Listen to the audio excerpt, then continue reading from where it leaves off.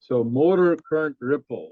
So coming back to your impedance here, if I have lower value of inductance, okay, 0.1 millihenry, higher frequency is better because I want to have a very nice current waveform.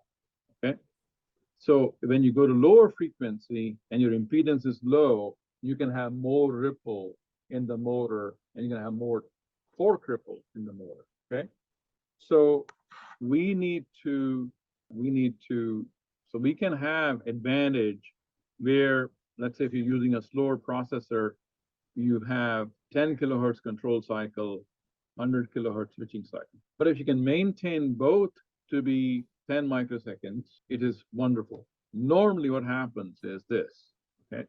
Normally your motor drives run at about anywhere from 2 kilohertz to 20 kilohertz.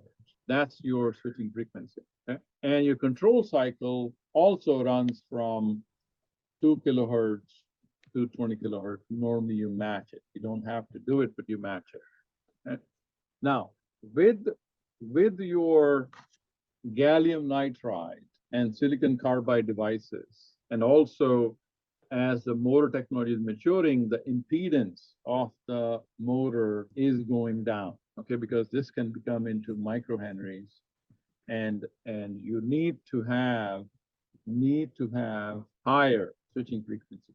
Okay, the higher switching frequency is better for the motor current, but higher switching frequency is bad for the inverter because you have higher switching losses. But with gallium nitride and silicon carbide, your losses are actually going down because they are much more efficient than your existing silicon MOSFETs and silicon IGBTs. Okay, so that's something you have to keep in mind when you think about the switching frequency. Any questions so far?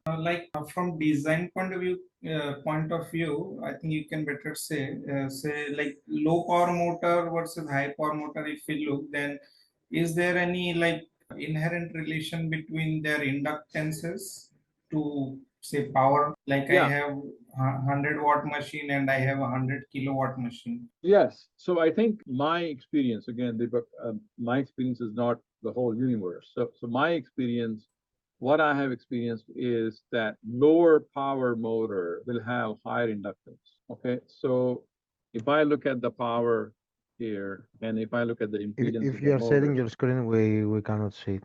oh, you cannot see? All right. Okay. So if I have power here and motor impedance here, essentially as the power increases, you basically see fairly steep, impedance doesn't really help in transferring power, right?